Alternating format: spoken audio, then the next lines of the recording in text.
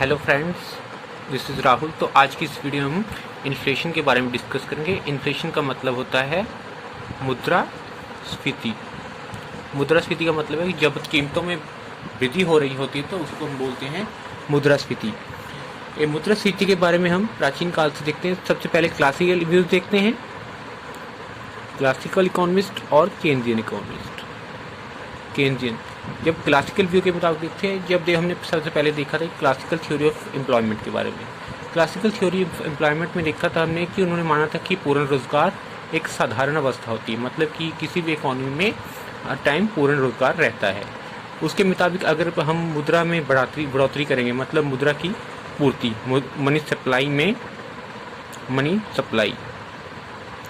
Money supply को बढ़ा देंगे, इंक्रीज कर देंगे, तो इससे क्या होगा, हमारा जो प्राइस लेवल है वो बढ़ जाएगा। और दूसरी तरफ केन्जियन व्यू है। केन्स ने बताया था कि जब हम मुद्रा की सप्लाई को बढ़ाते हैं तो इसका सीधा रिलेशनशिप नहीं होता ऐसे इतना आसान। जब हम सबसे पहले मनी की सप्लाई को बढ़ाएंगे, मनी सप्लाई बढ़ा दी, मान लीजिए मनी सप्लाई बढ़ा दी, तो इससे सबसे पहला फैक्ट क्या होगा कि जो रेट ऑफ इंटरेस्ट वो डाउन हो जाएगी। अब रेट ऑफ इंटरेस्ट डाउन होएगी, उससे क्या होगा, इन्वेस्टमेंट होगा, जो इन्वेस्टमेंट उसको वो बढ़ जाएगा, क्योंकि जो इन्वेस्टर हैं उनको जो रेट ऑफ इंटरेस्ट है उस पर कम ब्याज की दर पे लोन प्रोवाइड हो जाएगा। तो इससे क्या होगा, इन्वेस्टमेंट में बढ़ोतरी होगी। जब इन्वेस्टमेंट में बढ़ोतरी हो जाएगी तो उससे क्या होगा, एम्प्लॉयमेंट जनरेशन होगी, एम्प्लॉयमेंट होगा, प्रोडक्शन बढ़ेगी, और इससे क्या होगा, देश में प्रोडक्शन है वो बढ़ जाएगा। इस तरह जो केन्स ने बताया है उसने वो बताया है।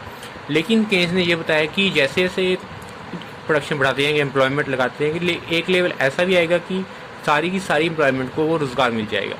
अगर उससे ज़्यादा फिर से अगर मनी सप्लाई बढ़ाई जाएगी तो उसके बाद इन्फ्लेशन आ जाएगा। इसी को उसने इन्फ्लेशन बताया है। मतलब कि केन्स ने जैसे सीधा नहीं बताया कि जैसे ही हमने मुद्रा सप्लाई बढ़ाई तो उससे सीधा नहीं होगा। सबसे पहले क्या अफेक्ट होगा कि वो रेट ऑफ इंटरेस्ट पे अफेक्ट करेगा कि वो डाउन हो जाएगी।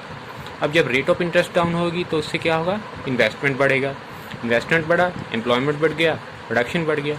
इस तरह अफेक्ट करके जब फुल एम्प्लॉयमेंट आ जाएगी, लास्ट लेवल पे फुल एम्प्लॉयमेंट जब आ जाएगा तो उसके बाद अगर हम करने जाएंगे तो तब उसके बाद इन्फ्लेशन आएगी।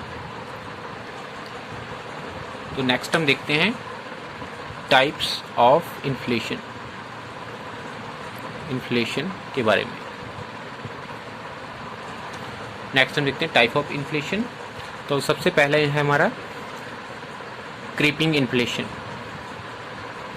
क्रीपिंग का मतलब होता है रेंगती हुई इन्फ्लेशन। जब कीमतों में बढ़ोतरी धीरे धीरे होती है, मतलब 3 to 5%, तो इसको हम बोलते हैं क्रीपिंग इन्फ्लेशन। इस तरह की जो इन्फ्लेशन होती है वो देश की अर्थव्यवस्था के लिए अच्छी मानी जाती है। तो सेकंड जो हमारी आती है उसको बोलते हैं वॉकिंग इन्फ्लेशन, जहाँ चलती हुई मुद्रास्फीति। जब कीमतों में बढ़ोतरी 10% तक आ जाती है, 10% तक आ जाती है, 10% से मतलब लो है, 3% से आगे चलेगी, 10% से लो है, लेकिन तो इसके आगे ये स्टेज है जो इसको हम बोलते हैं वॉकिंग इन्फ्लेशन। इसको हमने जल्द से जल्द इसको रोकना चाहिए, क्योंकि अगर ये इन्फ्लेशन बढ़ जाएगी तो ये इसके आगे जो है देश के लिए खतरनाक सिद्ध हो सकती है।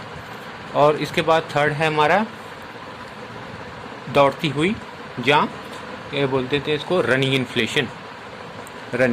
इन्फ्लेशन और दौड़ती हुई मुद्रास्फीति। इसका मतलब कि जब कीमतों में बढ़ोतरी 10 to 20% तक हो जाए तो इसको बोलेंगे हम दौड़ती हुई मुद्रास्फीति। और लास्ट में आता है हाइपर इन्फ्लेशन, जैसे बोलते हैं हम सरपट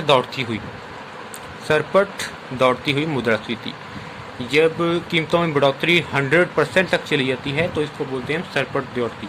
जब ये इन्फ्लेशन आ जाती है तो उससे क्या होता है कि जो देश की पूरी अर्थव्यवस्था है वो पूरी तरह नष्ट हो जाती है, और देश की जनता का है वो उस पर पूरा विश्वास उठ जाता है। ये ऐसी जो स्थिति होती है जो ज़्यादातर होती है वो जब देश में कोई असाधारण हालतें होती, जैसे मान लीजिए कि कभी लड़ाई लग गया, जंग लग गई, ऐसी स्थिति में जब इन्फ्लेशन आती है तो उसको बोलते हैं हम हाइपर इन्फ्लेशन। तो इसके बाद हमारा नेक्स्ट कॉन्सेप्ट है हमारा, इसको बोलते हैं नेक्स्ट जो कॉन्सेप्ट है हमारा इन्फ्लेशनरी गैप। इन्फ्लेशनरी गैप या सफीती अंतराल, इन्फ्लेशनरी गैप के बारे में पढ़ेंगे। जो इन्फ्लेशनरी गैप है इसको जो जॉन मेड केन्स ने अपनी एक पैम्फलेट उसका प्रकाशित हुआ था, उसका नाम था how to pay for the bar. How to pay for the bar, इसमें उसका जिक्र किया है उसने। तो इसके बारे में हम एक उदाहरण की तरह से समझा सकते हैं। इसको उदाहरण में समझाते हैं। सबसे पहले मान लीजिए हम कि देश की जो जीडीपी है, ग्रॉस डोमेस्टिक प्रोडक्ट है हमारा, वो मान लीजिए 200 करोड़ है। 200 करोड़ रुपये ग्रॉस डोमेस्टिक प्रोडक्ट है। अब इस 200 करोड़ में से गवर्नमेंट ने 80 करोड़ रुपए का सामान खरीद दिया, मतलब गवर्नमेंट ने 80 करोड़ रुपए का खर्च कर दिया। अब 80 करोड़ का जब डोमेस्टिक प्रोडक्ट में से सामान खरीद लिया, मतलब 120 करोड़ रुपये जो बच गया है वो किसके लिए है? वो देश की पब्लिक के लिए छोड़ दिया गया। पब्लिक के लिए अब 120 करोड़ रुपया बच गया। अब हम मान लेते हैं कि जब देश की जनता है उनकी जो इनकम है वो 250 करोड़ रुपये है। 250 करोड़ रुपया उनकी नेशनल इनकम मान लेते हैं। अब मान लीजिए गवर्नमेंट ने उसमें से टैक्स लगा दिए। टैक्स मान लीजिए हम 50 करोड़ मान लेते हैं, 50 करोड़ का टैक्स लगा दिया, तो कितना बच गया है जनता के पास? 200 करोड़ जनता के पास खर्च करने के लिए बच गया। 200 करोड़ बच गया। अब जनता 200 करोड़ रुपये खर्च करने को तैयार है, वो खर्च करेगी। लेकिन जो ग्रॉस डोमेस्टिक प्रोडक्ट है हमारा, जो जनता के लिए उसमें से बचा के रखा हुआ जो 120 करोड़ रुपया उपलब्ध है। 200 करोड़ रुपया है लेकिन हमारे पास सामान है वो 120 करोड़ रुपये का, मतलब 80 करोड़ रुपया हमारा कम पड़ रहा है। 80 करोड़ रुपया जो आ जाएगा, इसको हम बोलेंगे इन्फ्लेशनरी गैप। ये इन्फ्लेशनरी गैप है जो मुद्रास्फीति का कारण बनेगा। अब इसको हम डायग्राम के रूप में भी देख सकते हैं इस तरह से। ये निचली साइड पे हम इनकम ले लेंगे,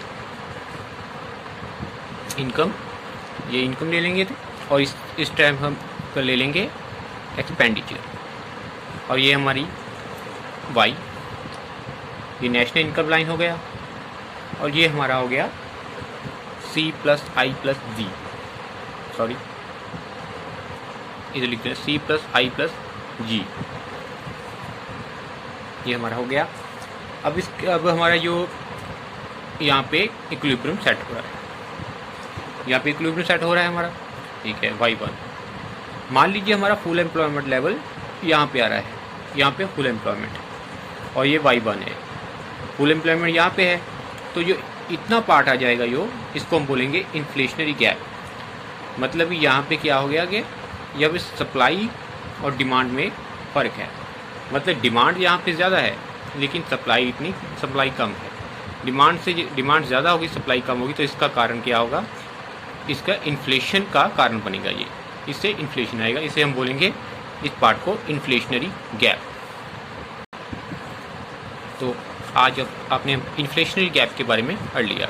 तो ये हमारी इन्फ्लेशन के ऊपर ये हमारी फर्स्ट वीडियो थी। अब नेक्स्ट वीडियो में फिर से मिलेंगे। देखने के लिए धन्यवाद।